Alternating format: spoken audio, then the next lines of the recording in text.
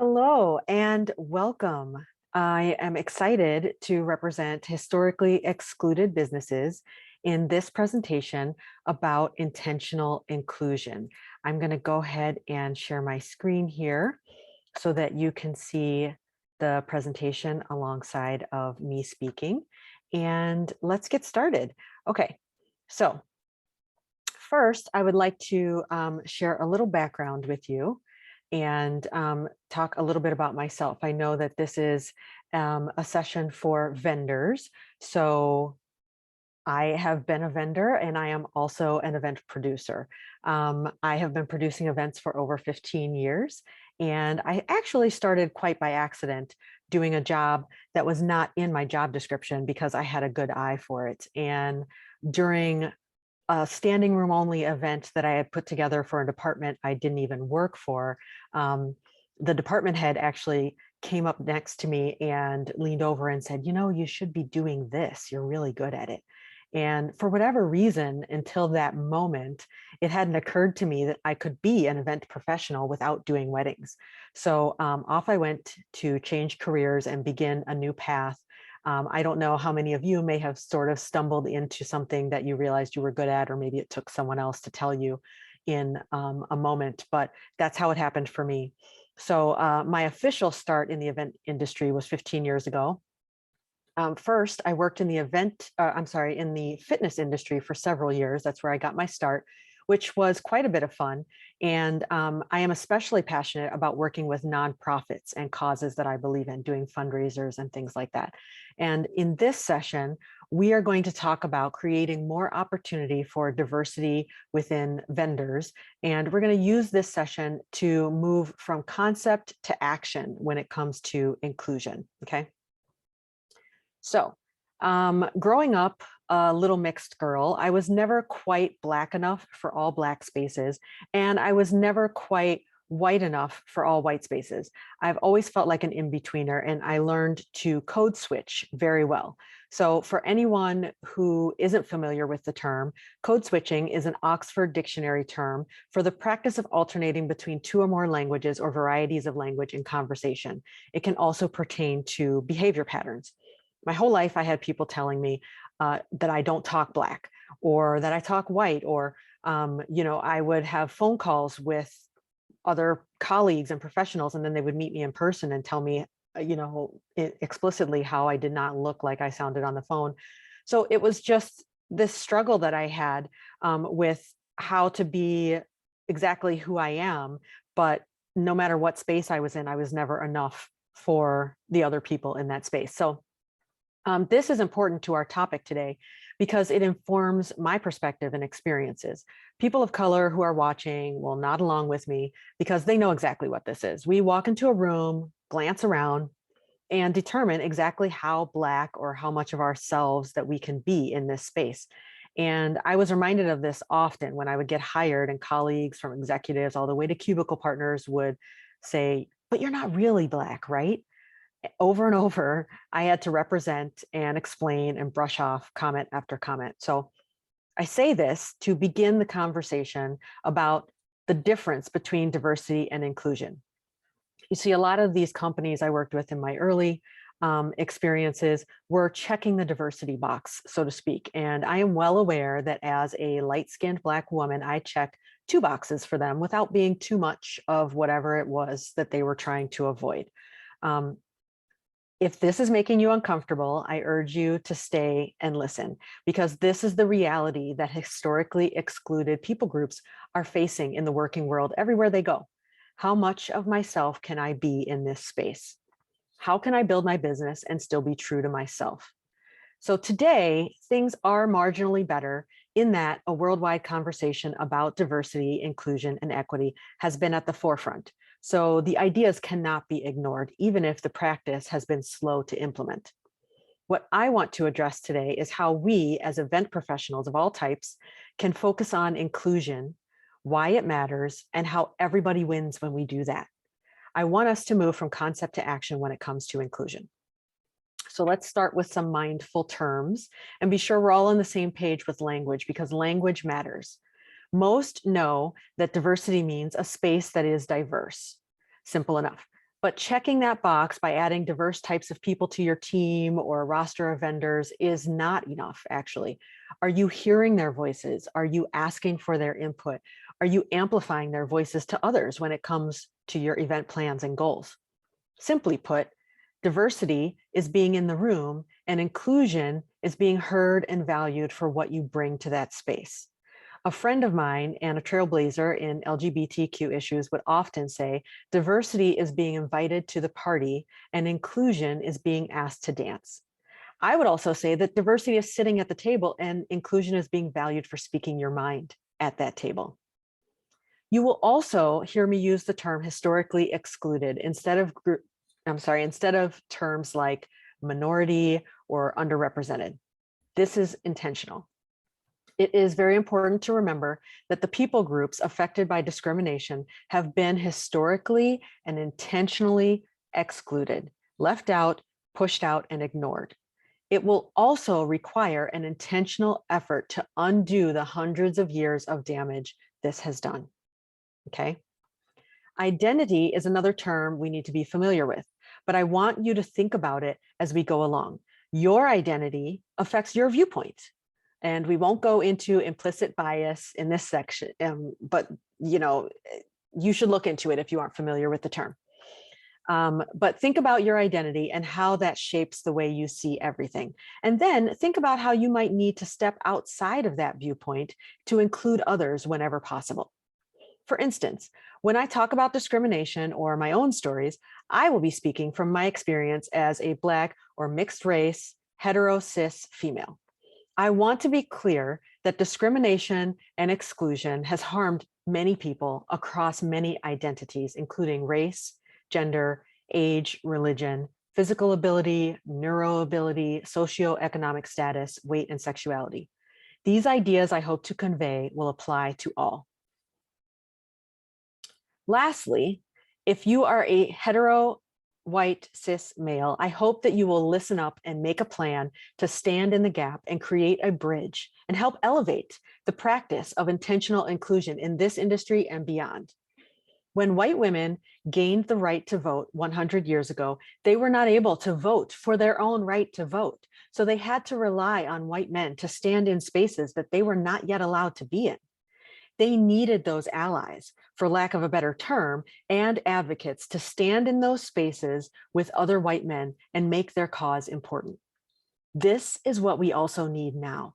We need hetero cis white males to stand in spaces with others like them and demand diversity, demand inclusion. We need you to make this issue matters to others like you. We need you to be better, yes, by actively learning and putting your money and efforts towards these excluded communities, but we also need you to be loud about it. Shout it out. Doing your part quietly is nice, but we need you to not only do the work, but share it, okay? So I'm going to kind of kick it off with a story to demonstrate why diversity itself is not quite enough. Okay, so I was working at a place managing networking and fundraising events. It was a large association, not for profit, but the staff was very small. The Diversity and Inclusion Committee had charged me with pulling together a panel discussion and an event for professionals. As I worked with the in-house graphics designer to develop a flyer for the event, I quickly realized that he was not familiar with the basic concept of real diversity, meaning not just one Black face in a sea of white faces, but an actual diverse representation of individuals. He handed me for final review a flyer that had close-ups of smiling faces as a border all the way around. All of the faces were young, almost all of the faces were white, and the only people of color were very light-skinned. Now, you may already know why this is problematic, but let me explain for those who may not. Using only light-skinned brown people to represent diversity within a group is still using the white lens to filter identities of color. It feeds off the long-lived belief that proximity to whiteness is most desirable and most beautiful, whether that be skin tone, hair type and texture, way of speech, or otherwise. So he hands me the flyer, I take a deep breath, and I pointed out to him that this was not actually diverse, and we needed various ages added, more people of color, etc. He looked at the flyer and looked back at me and said, I don't know what the issue is. It looks fine to me. Now, Those words really stung because "it looks fine to me" was exactly the problem. He was a cis white male using his own gaze and not even for a moment trying to understand my point of view or the needs of the committee that we were serving. This was an event for the Diversity and Inclusion Committee, so I couldn't let it ride, especially for their sake. I took another deep breath and I said, "How much of your life has been spent as a marginalized person?" Already knowing the answer. He looked me right in the eyes and said the most troubling statement of all. He said, "I don't know what that means." He said, "I don't know what that means." So this is a person who is tasked with all the marketing pieces for an organization of over 9,000 members. And he said, "I don't know what marginalized means." So this is incredibly troubling, of course. A few more deep breaths, and about a minute into me trying to explain what marginalized means, he erupted. He was done listening. He stood up from his chair to loom over me at my desk. He's full on screaming so badly that our coworkers came out of their offices to stand in the doorway of mine. My eyes were wide as I sat at my desk. I could not believe his behavior. Coworkers intervened. He was asked to leave my office. He went outside to grab some air, and I sat at my desk stunned, trying to collect myself. My boss, the CEO of the company, a cis white woman, called me into her office several minutes later, telling me that she had gone outside to speak with him already. Now, as a pause, she went out to speak with him first, even though he was the one screaming at me. So I feel that that's part of the issue right there. And I want to pause here to mention that cis white women, we need you too. Don't just rest in your womanhood. Stand up for and include women and other people of color, members of the LGBTQ plus community, and others whenever you can, okay? So when I sat down in her office, her first words to me were, "He thinks you think that he's a racist, so maybe you can apologize to him for that and let him know that he's not a racist." That was her first words to me. And I just stared back at her. And at that point, tears welled up. I was being asked to apologize to the volatile white man who had diminished my identity in several ways. And then he exploded at me when I asked that he try to see my point of view. And I was being asked to apologize. So I left. I got in my car. I drove across the street. I completely broke down. It wasn't just him that was affecting me in that moment. It was everyone who had ever treated me like that. I could feel the weight of it all. Everyone who had ever diminished my point of view and said in some way or another, "It looks fine to me." It all came crashing in. And I was determined from that point forward to be sure that every event I designed for them would not only include vendors owned by historically excluded groups of people, but that in every way I possibly could, I would make up for the gross oversights and inequities within the workplace by putting the money into the communities that they typically excluded with their business. So I use that story as an example of why diversity itself, a tiny sprinkling of a few different types of vendors or event professionals, is not enough. You must focus on inclusion. So when we focus on inclusion in the event industry, what does that mean? As an event producer, I work with many different vendors, venues, and businesses for varieties of reasons, of course, depending on the event. Am I saying that there are no businesses that are owned by cis white men that I use? No, of course not. But as I began contracting with companies early in my career, I noticed a severe lack of diversity when it came to event vendors that are typically recommended. This is unnecessary and discriminatory. Some make the excuse of availability, but there are plenty of diverse business owners out there doing the damn thing and doing it well. You must seek them out. Okay. So when I am looking for a vendor, I begin with local businesses. I would rather do an event with a local business than a nationwide corporation if possible, of course. I look for businesses owned and or operated by members of historically excluded people groups. So by an Indigenous people of color, AAPI, women, members of the LGBTQ plus community, differently abled and neurodivergent, and beyond, okay?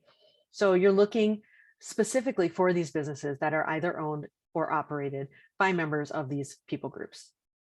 I also aim for the majority of my vendors to fall into these groups. If I have to source, say, 6 vendors for an event, I want at least 5 of them to fit into these groups. Additionally, if I am using a large business or a company owned by cis white males, I check into the company. I make sure that they don't have discriminatory practices or ideas. I do a little homework and make sure they have an intentionally inclusive mindset and practice within the company. We will touch more on this in a second, but that's very important to do. I also favor the businesses who give back in some way. Like there's one vendor I enjoy working with who intentionally employs differently abled individuals in the community. And another vendor I love using who donates some of their proceeds to local cancer organizations. So it's really easy to find these vendors if you just search a little bit, okay?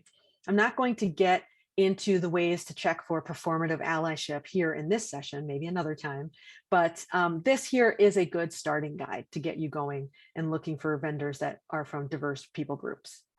Some practical things to check for that I will quickly tell you if this is a company worth pursuing as a vendor or a partner are: check their language, okay? The language that a company uses says a lot about whether they are truly focusing on inclusivity or not. Some of the words that I used previously when I talked about words mattering, that's a perfect place to start. Are these companies using language like that, or are they using antiquated and outdated words to describe their workforce or their client base? Do they use open pronouns, or do they only have 2 gender options on registration forms? Things like that, small things like that, can tell you a lot about their focus, okay? Check their imagery. Are all of their ads one type of person? Is their Instagram page one note? Do they have a nod to diversity, just checking the box, one here or there, or are they really truly being inclusive? Check their official statements. Are they mysteriously silent on the issue of inclusion or diversity within their company? Or do they have an official company statement regarding that? This has become more prevalent in the last couple of years, so companies are making these policies and statements easier to find now than before. And then check who are their partners. Are they connected to or partnered with groups or organizations with a history or reputation for discrimination? That's not a company that you want to work with. You want to check their associations and make sure that it's clean across the board. When I say these kinds of things, the first thing I hear often is, they're so hard to find. It does take some effort, but the businesses are out there to find. You may have to dig past the first 3 things in your Google search, but your community is worth it. And let me be clear, this benefits your community as a whole, which leads me to the next thing I often hear. Does it make a difference really? The short answer is yes.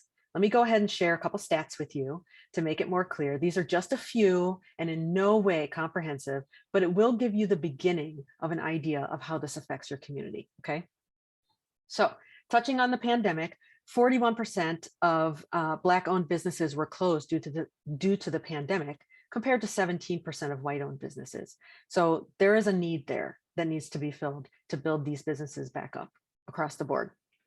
1 million, okay, Black-owned businesses employ nearly 1 million people in the United States.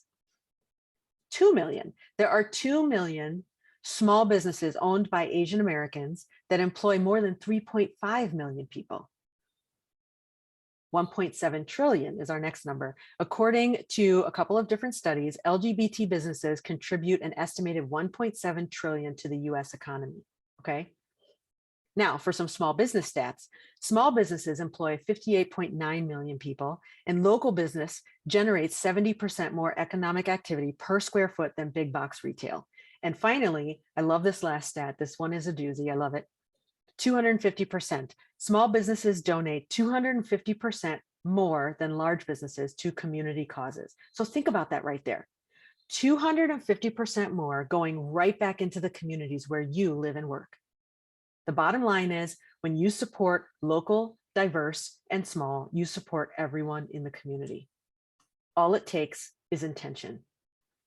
So when I started focusing on working with vendors and businesses within the community, and I focused on inclusion, I began to really see my business grow, because we're all here to support each other. I met some incredible people who are truly passionate about what they do. We share each other's wins, we cheer each other on, and I developed long-term connections with people that I could refer to anyone, anytime, because I knew they would deliver on their promises and also help build up the community. Recently, I took this curated list of vendors that I love working with, and I brought them together in a database to help promote them to others in the industry. I truly, truly believe there is room for everyone's success. We are here to support each other. So as I wrap everything up, to the vendors that are listening right now, be the best in your arena. Don't just exist as a Black-owned or woman-owned business, etc. Do your thing so we can hype you up. I want you to know that we are out here wanting to love you, support you, bring business your way. So please deliver on your service or product. Be sure that you have excellent customer service. And by that, I do not mean letting horrible people run all over you, sis. Keep doing your thing, get out there, get that exposure, and keep speaking up, okay? To white vendors, be vocal about not wanting to take the place of other vendors. That is to say, you don't need to turn down business, but how can you partner with complementary businesses or suppliers that are owned by historically excluded people? How can you be intentionally inclusive with your staff hires and with your training? How can you contribute to the community? And how can you be more vocal about inclusion and less tolerant of discrimination? Basically, how can you be an open advocate and ally to these people groups and speak up more? So that's really important. You don't need to apologize for being white and owning a business or being a vendor, but there are ways that you can partner and ally that are incredibly still beneficial to these people groups and also to your community. As I wrap this up again, I want to say, emphasizing focusing on inclusion is not a one-time deal where you do it once and then it's done. It is an ongoing process, a continual growth. There are some extra steps you can take to help surround yourself with a diverse and eclectic community of people within the industry, okay? These are the last steps I have for you today. First, cultivate your social media feed. Start following creators from within communities that you are not currently a part of. Indigenous creators, Black and Brown owned businesses, women and feminist creators, LGBTQ creators, body positive advocates, differently abled influencers, and beyond. This will begin to carve a window for you into experiences that you may not be exposed to on a daily basis. It will also provide you valuable resources for when you're looking for a vendor from a specific community. Instagram, Twitter, and such are great places to connect with people and ask if they have recommendations for, say, a photographer who is also within the LGBTQ community. When you have cultivated a feed from people of diverse backgrounds, when you've built these connections, you start to see who you can trust and who you can source for new vendors for your business.